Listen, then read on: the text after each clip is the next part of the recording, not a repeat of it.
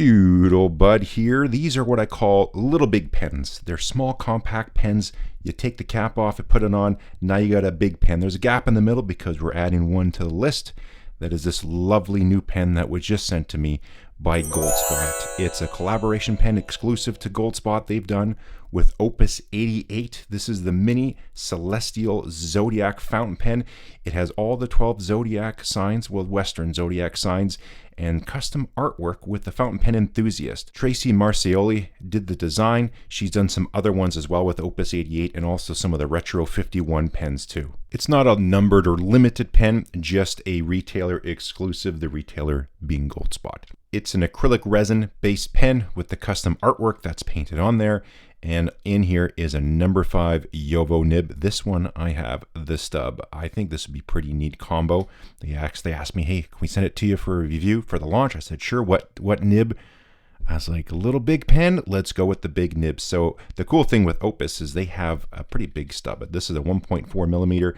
So I've been enjoying this. We're going to do a writing sample in a moment. It's inked up. How you ink it, I'll tell you in a second. But a nice feature on here is also a little ink window. And check this out. This has been one sort of pet peeve of mine with Opus 88 and their fountain pens is the number of turns to take the cap off. The last one I reviewed, it was 4. That's a bit much. So we are now down to 1, 2 is my preference, 2.5, and just over half.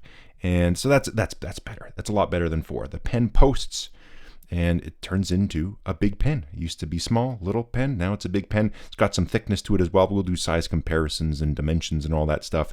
It holds about 1.5 milliliters of ink, which you fill via eyedropper. I'm going to clean the pen out just to show you how to do pen maintenance, and then we'll show you how you fill it at the same time as well. Since I have the pens out, let's do the size comparison right now. I want to 3D print another pen tray to do this, but my printer had a clog and I didn't appreciate the fragility of some of the pieces when I went to do my maintenance and broke one of the parts. So I have new parts on the way. I'm going to print off just, I think, a nice white one so it's easier to do the size comparisons. But let's go from the top. This is a Faber-Castell Emotion Stealth Black, a vintage, which is the best version. Pilot Elite. Here's the Opus 88 Mini, also a vintage. This is like a 1951 to 54, I believe. Pelican 400. This is the Penquisition. I believe it's called the Touchstone, if my memory serves me correctly. And then down here, we have the Good Blue L130. Caps off, unposted. Now the caps are posted, and they're all lovely full-size pens, including the Mini. Actual dimensions are as follows. Like this, 119 millimeters. Pop off the cap. It's pretty stubby at 109. Post it, you're back up there again at 140. The pen has some thickness to it as well, running about 15 millimeters in the barrel, and the grip section runs from about 12 millimeters down to 10. Since we're here, let's zoom it in and just show you that ink window. I do appreciate how that's integrated into the pen, allowing you to see your ink level. And since we're looking as well, let's show you that Opus 88 logo. This is a number 5 Yovo nib, as I mentioned before, 1.4 millimeter stub. And again, since I got the zoom, let's just show you a little close-up of the artwork so you can see all the different constellations that are on there. I'm not as much into astrology as I am more astronomy, but it is nice to gaze up in the sky and play celestial dot to dot. The weight of the pen is about 23 grams. It includes instructions for inking the pen, also the eyedropper, and a spare O-ring in the box. I'd show you the box, but I forgot it at my office. Before I write with it, I'll give you a few thoughts. So I've been carrying this thing around with me as much as possible since I got the pen, so I can really get a feel for it for the review. It's currently inked up with this Monteverde Azure Noir. It's been working well as far as ink flow and smoothness of the nib. Everything's great. Again, I'll show you that in the writing sample. Dimension-wise, it works quite well. I was a little concerned about this grip section here, how that ring is there. It doesn't bother me how I grip it, but there will be some people that will probably not like that. For me, it's totally fine. Everything's good. I like the dimensions. It can still fit in your pocket, which is quite nice. I don't know how this would be durability-wise, if you let this thing sit in there with keys and stuff like that. It also seems, I'm not 100% sure, or could just be the artwork, but if you can see into the barrel a little bit, you can maybe see some of the parts. It seems to have a slight translucency to it as well. Like again, you can see some of those details there. There is one little snag. It posts nice and securely. That's not going to come off.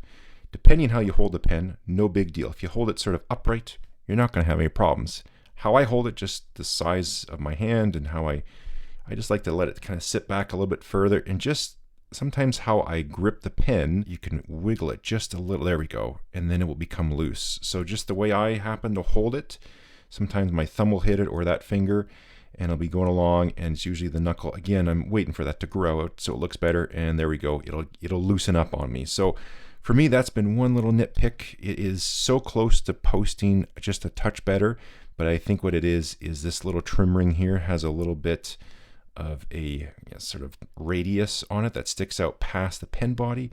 And I think it just makes the cap rock a little bit. It's on there nice and secure, but again, I don't know if this will happen to everyone. If you grip more like so, you're gonna be fine. I just really let the pens sort of sit back I don't know, for whatever reason, I hold this at a lower angle than I normally do for my other pens. Just, I guess maybe the size, I stagger my grip. It just has that little wiggle to it every now and then. I got my Clairefontaine paper, like I said, Azure Noir by Monteverde. Let's start writing.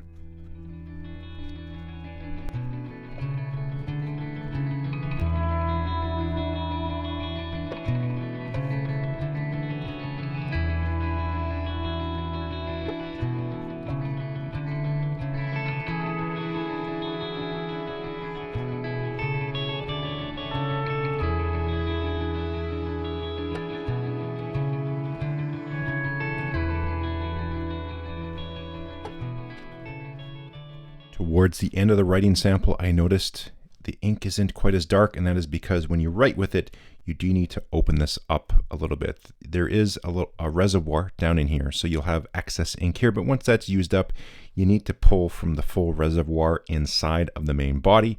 So typically when you're working with the pen, unless it's something short, but I've been using it quite a bit before I did this review just to play with it a little bit more. So I depleted the ink in there. You need to open that up. So if you do post it, you just run it like so, and you don't really even know. So you can just keep on going for quite some time. So overall, the writing is fun. I like the size of it. The thickness in the body makes up for the smaller size of the pen. The nib is enjoyable.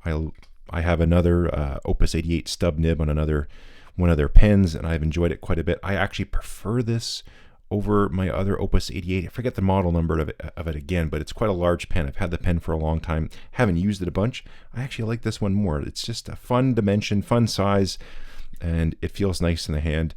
I guess you could write with it unposted, but it's just too small for my hand to do that. I do wish just the posting was just a touch better. It only comes undone every now and then. I've sort of learned now just to sort of change the position of the pen in my hand to avoid that, but it still happens every now and then.